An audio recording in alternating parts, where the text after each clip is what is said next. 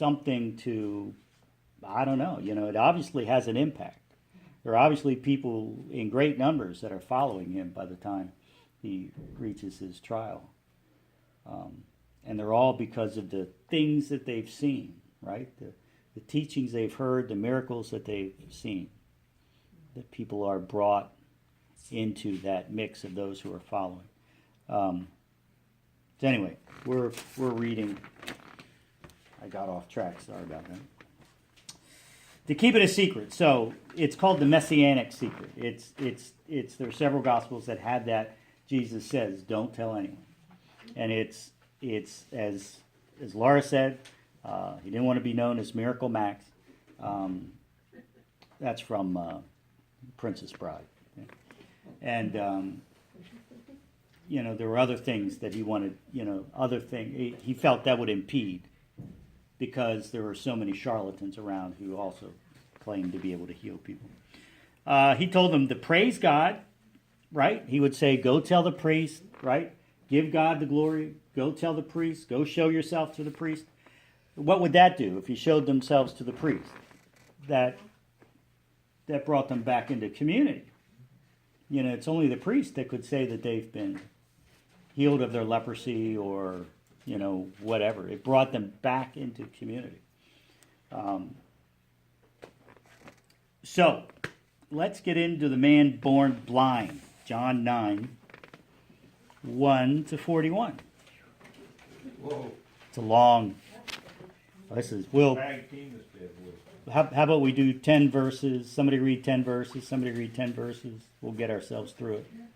John 9, 1 to 41. As Jesus was walking along, he saw a man who had been blind from birth. "Teacher," his disciples asked him, "why was this man born blind? Was it a result of his own sins or those of his parents?" "It was not because of his sins or his parents' sins," Jesus answered. "He was born blind so the power of God could be seen in him. All of us must quickly carry out the tasks assigned us by the one who sent me, because there is little time left before the night falls and all work comes to an end. But while I am still here in the world, I am the light of the world." Then he spit on the ground, made mud with the saliva, and smoothed the mud over the blind man's eyes. He told him, "Go and wash in the pool of Siloam, which means sent." Yep. So the man went and washed and came back seeing. His neighbors and others who knew him as a blind beggar asked each other, "Is this the same man, that beggar?" Some said he was, and others said no, but he surely looks like him. And the beggar kept saying, "I am the same man." Then he asked, "Who healed you? What happened?" Want me to stop there? That's 10, or should I give you the answer? Go to 12. It seemed like a bad place to start. He told them, "The man they called Jesus made mud and smoothed it over my eyes and told me, 'Go to the pool of Siloam and wash off the mud.' I went and washed, and now I can see." "Where is he now?" they asked. "I don't know," he replied. So it says to read 1 to 12 before we go any further. So what are some of the issues down on question 2? Try to identify some of the issues that are at stake in this story which reflect the character of Jesus' ministry. Right? I mean, Jesus starts right off with Demonstrate the power of God. Demonstrate the power of God. This happened so that the works of God might be displayed in him. What about verse 3? Getting it away from the idea that it's the parents' mistakes that cause problems with the children. Right. It's very common. I mean, this man was born blind. That's an important point. This man just didn't happen to be blind. He was born blind. So the miracle would be this man's never seen. So this is definitely going to be a miracle. It's not like, he's, saw something that was so shocking he temporarily lost his sight, right? We know that happens. There's a psychological thing that can happen. This man has never seen. He's born. So, the idea would be, as the disciples ask, who sinned, this man or his parents, that he was born blind, right? So the idea that somebody... Right. Didn't you sin in utero? Probably. Yeah, I know. I shouldn't ask you, Jenny. That, right? So the idea that sin is not something that is, comes about in utero, or illness is not the result of someone's sin, right? Which was a big Jewish Yes. tradition Yep. that you were getting to. Okay. And in this case, the man, Jesus runs, he gets the mud, or he gets the dirt, he spits on it, puts it on the man's eyes. He says, "Go and wash in the pool of Siloam." So he goes, and then he came home seeing, right? So this is one of those, it's not immediate, like Jesus says, stretch out your hand, and the man's hand is, the man with the withered hand is, right? This is kind of like the 10 lepers. Go, see the priest, and on their way, they were healed, right? Didn't This he is spit on one guy and his scales fell off his eyes or something? Is that a different one? different one, Yeah. yeah. Well, we have Paul, who something like scales fell off his eyes. There's the one in, Oh, okay. there's the one in Matthew or Mark where Jesus has to do something a second time. A man who is blind, and he does something, and the man says, "Well, I can sort of see, but it looks like people look like trees walking," right? So he does something else, and then the man can see. So, there's some, that's interesting, right? Jesus has to do something twice for the person to be healed. But anyway, so we're looking for answers to what are some of the issues that are at stake in this story, which reflect the character of Jesus' ministry. These might include Jesus' denial that illness or affliction or punishment for a person's sin, the sheer trust of the man in the command Jesus gave. Think about it. You've been born blind, and somebody, you wouldn't be able to see him, but he picks up some dirt, you can hear him spit on it, then rub it on your eyes, and he says, "Now go wash," and you're going to be able to see. There's that idea of, well, this is hogwash, right?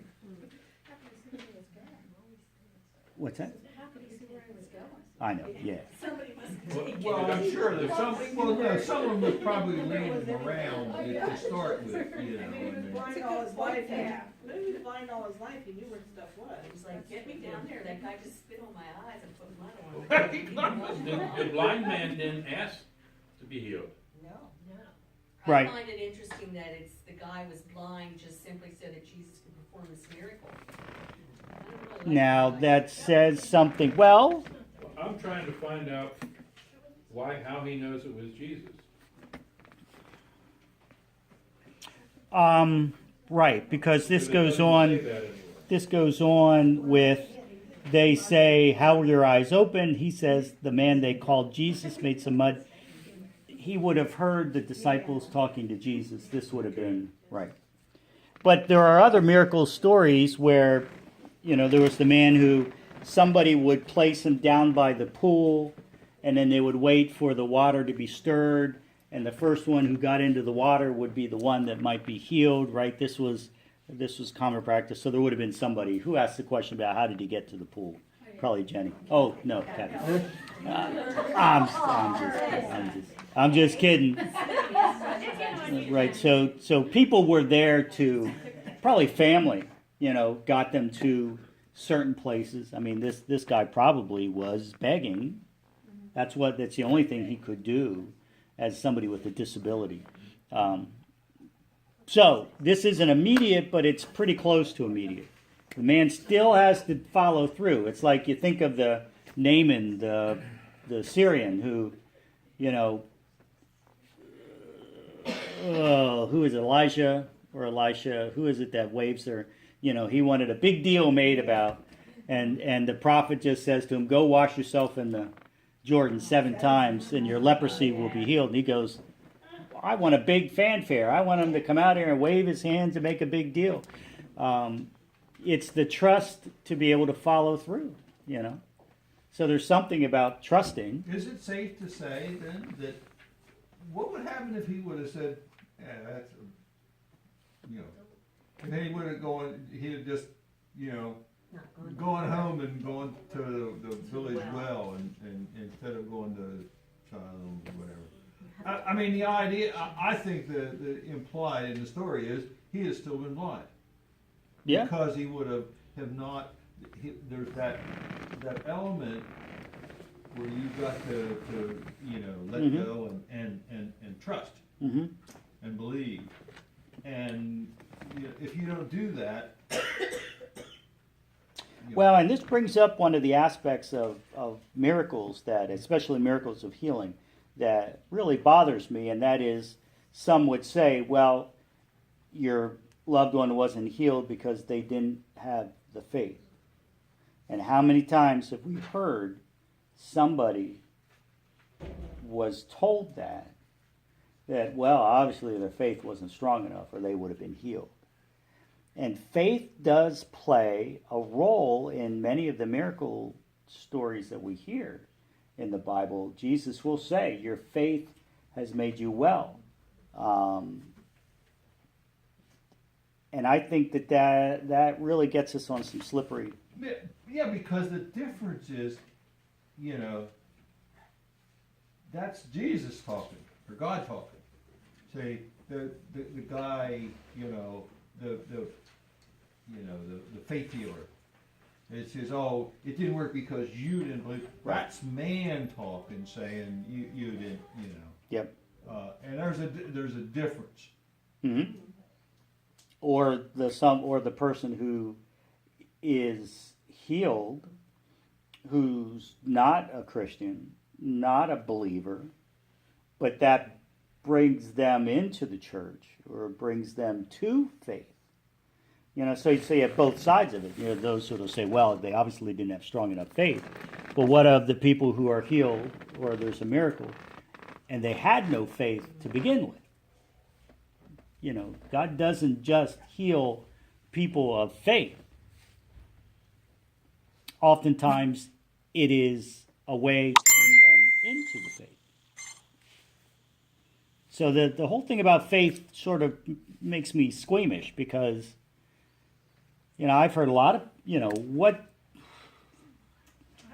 does that do to somebody's faith if someone tells you, well, obviously your wife wasn't healed because I think that, I think sometimes miracles can actually be more harmful than good because, like, I know a girl that she has turned away from God because she had a baby in uterine that was not right, and the baby was stillborn. And she prayed and prayed and prayed for a miracle, and she didn't get her miracle. And it just turned her away because she was told that if she prayed hard enough, the baby would be okay. But the baby never made it, went back to heaven where babies, no. well, because And God and needed it's another hard, angel. And it's hard to make people understand that baby was not going to be right, and, you know, trust in God that he did what he needed to do for that baby, but look, he did give you healthy children after that.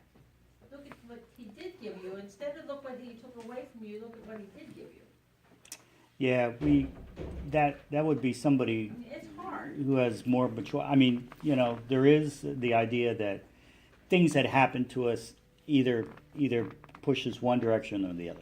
Yeah, For some people, it pushes them believe away. If they pray hard enough, it's going to work. And then when it That's doesn't what you're work, it pushes taught, them that away. is what you're taught most of the time. It's a dangerous, It's a slippery Very slope. dangerous. very, dangerous. very Just slippery. because we are faithful, what, Bad stuff do we still happens. deserve it? Yeah. I mean, Right. Right. The miracles are not so much about us as they are about God. That's why I like it, this man was born blind to show God's glory. I like that line because, you know, miracles are more about God than they are about us. You know, God's going to do what God does whenever God wants to do, and Makes you feel a little bit like a pawn. well, not like a You're just like pawn, this but guy's just put there so that God could, like, he had to live all those years being blind so that he could prove a point when Jesus came through. I'm not saying I totally believe that, I'm just saying that's another way you could look at it. What- Look at it like it was the devil. You know what? Why do we think we deserve anything? Right, we don't. I mean, I tend to be one that Grateful feels for more what like, you know, what do we learn from the hand that we're dealt versus why pine for the hand that we weren't dealt? You know, there's something to be learned about all of the things that happen to us, miraculous or not. So to spend our life coveting other situations versus learning more about right what you're dealing with, how you've dealt with it, and what God is doing in your life, you know. So maybe Jesus was right. Maybe the man was born blind so that others could come to faith. Is that unfair? I mean, is that, gee, why would that guy have to suffer? He doesn't know anything else, right? You know, there's the guy who you see driving a car, he's got no arms, right? And he's driving a car with his feet. You see that story? That goes back 10 years, 15 years ago. There was something on TV. I saw a guy, no arms, he's driving a pickup truck with his feet. People feel bad. You got no arms. The guy's like, well, I've never had arms, right? I don't know what it's like to have arms. You can't miss what you don't have. Right. You know, I make do with what I got. You know, people could just wallow in their pity for themselves that they don't have arms, or you get on with life and learn how to live without arms. Or the guy that, you know, well, there was the wrestler had no legs, right? There was a wrestler just won a high school state championship. He had no legs. He just had stumps, right? He won the high school. How do you wrestle without legs? You know, Wrestle somebody without legs. They can't grab his leg. you can't grab his legs, right? Guess he Well, I doesn't. know, I feel like you're stronger because of the things that you go through, you know. Right. I mean, Pray feel for like us, if you, right? yeah, you know, you pray for strength to get through it. So, more so than pray for miracles, but. Now, Jesus uses the mud. He uses he spits on the dirt, becomes mud, spreads it. You know, the idea that earthly elements are used, you know, Margaret brings this up. The earthly materials that are a part of the healing. How do we understand the use of earthly elements such as bread, wine, water, together with God's powerful words, which bring new life to us? Right, the earthly elements. That's what makes a sacrament. Right, the bread and the water, the bread and the wine make the sacrament of Holy Communion. The water, combined with the Word. You know, this is again Jesus. You know, it's Jesus' words of, you know, go and do, and using the earthly elements. But let's read the woman with the blood flow. Why don't we read? If you know, the interesting part is, if you read the rest of this, they just hit the story. Mm-hmm. You know, the poor blind guy, he kind of ends up getting caught in the middle. And, Yeah. And I mean, Yep. there's a shot here at the Pharisees. Mhm. If you read the rest of the story. Oh yeah, right.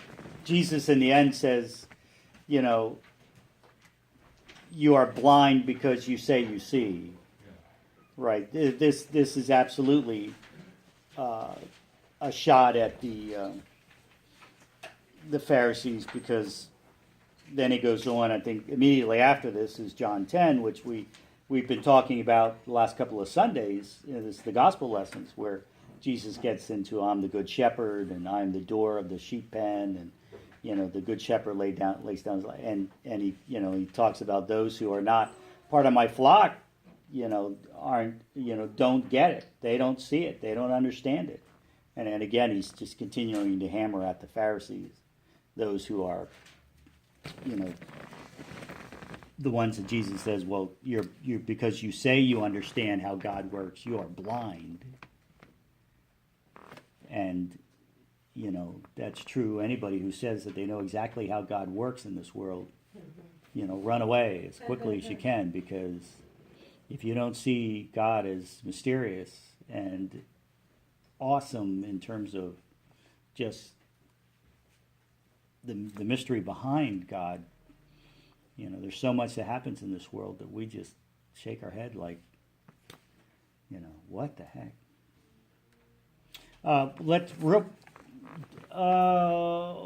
Do we want to start something before we only have a couple of minutes? Real quick, let's read either. Why don't we read Mark 5:25-34?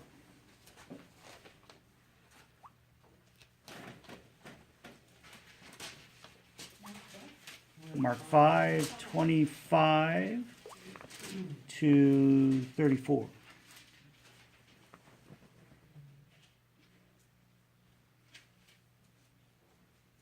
A large crowd followed and pressed around Jesus, and a woman was there who had been subject to bleeding for 12 years. She had suffered a great deal under the care of many doctors and had spent all that she had, yet instead of getting better, she grew worse. When she heard about Jesus, she came up behind him in the crowd and touched his cloak, because she thought, if I just touch his clothes, I will be healed. Immediately her bleeding stopped, and she felt in her body that she was freed from her suffering. And once Jesus realized that power had gone out from him, he turned around in the crowd and asked, "Who touched my clothes?" "You see the people crowding around you," his disciples answered, "and yet you can ask, 'Who touched me?'" But Jesus kept looking around to see who had done it. Then the woman, knowing what had happened to her, came and fell at his feet, trembling with fear, told him the whole truth. He said to her, "Daughter, your faith has healed you. Go in peace and be freed from your suffering."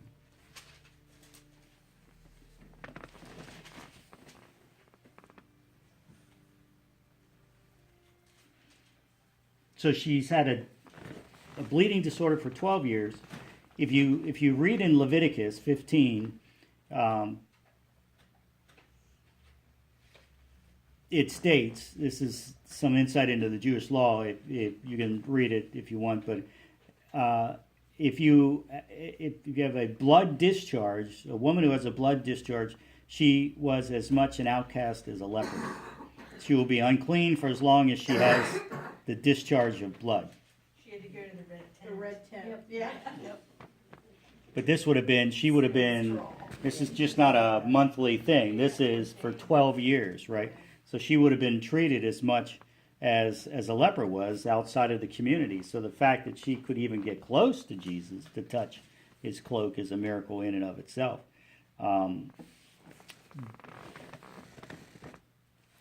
Let's see. She came up behind, touched the cloak, immediately blood. Jesus. Why do you think that power plays such a role in this text? Jesus says he felt the power go out from him. So he knew without even seeing, not noticing her, he feels this power leave him, knowing that something dramatic has happened. I mean, what does that say about the nature of Jesus? First of all, that Jesus, I think it says he wants people to be whole. In her faith, she wanted to touch him because she had that much faith. It was, you could say, well, she was desperate. She had no money. She'd spent all her, right? This was an act of desperation.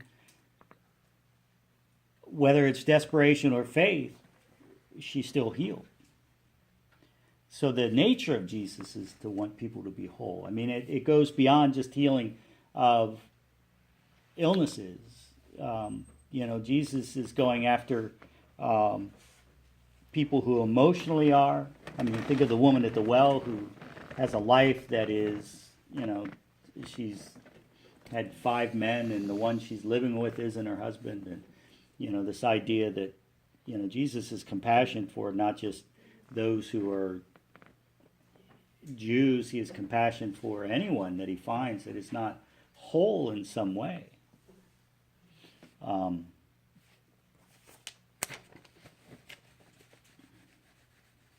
What might you say about the power of God in general? It's real, and we can feel it if we're open to it. Gives you goosebumps.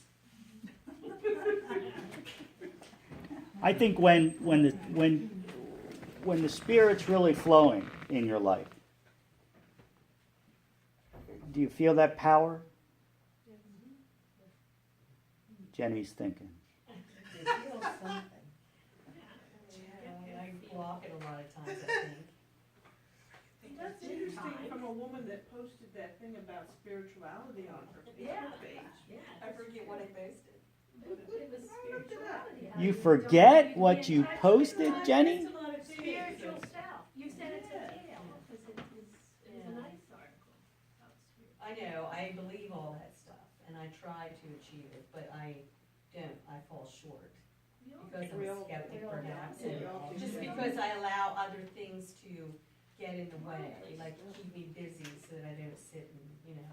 it's my But own you ever fault. have those moments when it's right there, that when you just, you can just, for some reason, you can just focus in on, oh, wow. Yeah, and sometimes things will pop out at you. Or you know, nature like, will do yeah. that sometimes. Do you I'll just, see- the little things that happen, and we all have little things that happen, right? One time, I was looking for a watch. I just set the watch down. I could not find the watch. I'm looking around, looking around. I'm everywhere, every room. I go back to the table that I started at. There's the watch. Now, you might say, well, you just look past it. To me, it was a little miracle. Boy, God hid your watch and then he. You know what? Back on the table. It wasn't there. It wasn't Your there. faith wasn't strong enough. I just remember a lady that lived beside me. She was a Jehovah's Witness, and she was real kind of superstitious about things. And she would do that, like she would lose her keys, and she would be like, you know, the devil hid her keys, or you know, that's just what that made me think of. That's all. I mean, I just don't. I mean, it had to be there. How else would it get back on your table? It was a miracle. It's a It miracle. was a miracle. God found it and put it on. Thank you, Ed. Ed gets it. Say I So need God it. found it. No, what I'm saying is, God did it. what I'm saying is, do you need only the big things, No, but or I do need you something do more you than notice the watch. little things? What's that? No. Did you thank God when It you- could have been my And he car found keys, God. you know. Yeah. It could have It's been. usually like my glasses. Then Yeah. you're really There. screwed because you can't see without your glasses, but you can't find your glasses. But no, I always thank. Yeah, I that- do thank God for those little things, and I pray for little things too. Okay, Jen, then what was that I know you all heard before, I'm sorry, but I have to live that. What was that day that when I was standing on the sidewalk and something told me to stand back and I almost got killed by the tractor trailer that day? You never told your story. I know. You told me you didn't. I heard it. You didn't share it You're probably last. sick of hearing that. Did she share it last week? Did she? Yes. So what was that, Jen? I'm thinking. I don't know how, what about the person that God doesn't tell to step back and they get hit by a truck? It was their time to go. And you know what? Now you Sometimes got more purpose. Sometimes God say things or send people signs and they don't take heed to it, or else they're not listening. Well, that could I be. really do believe sometimes God is talking to people and they're just not listening. I believe that too. You know? You gotta wrap them on the head. Well, I know in the last 5 years dealing with my mom and dad's stuff, it's like when they took dad's money away and then it was like down to the wire and I was like, well, I'm gonna take a loan out just until it's like that week the money came through. 3 Yep. times that has happened with mom and dad's stuff in the last 5 years. Wow. It's come down to the wire and I'm like, And then all the worrying and stuff that you did, Yeah. you know, is, you know, it turned out okay, or sometimes it doesn't turn out the way you want it to, but it still turns out okay and somehow you get through it. And that's why I have a lot of problems not worrying. You know, I always worry, I'm trying to give up that control where I don't worry. You Good know, luck with that, about- Jen. I know. let me know. Please. No, No, I I out just on know that one. with my kids, I've always tried to be in control and I failed miserably. Like, you know, they're gonna do what they're gonna do and I have to just let them do See, it. I let Ed do the worrying and stuff. It's easy to worry. The One kids especially. person in the household that does the. Well, I need to marry Yeah. somebody that likes to worry, so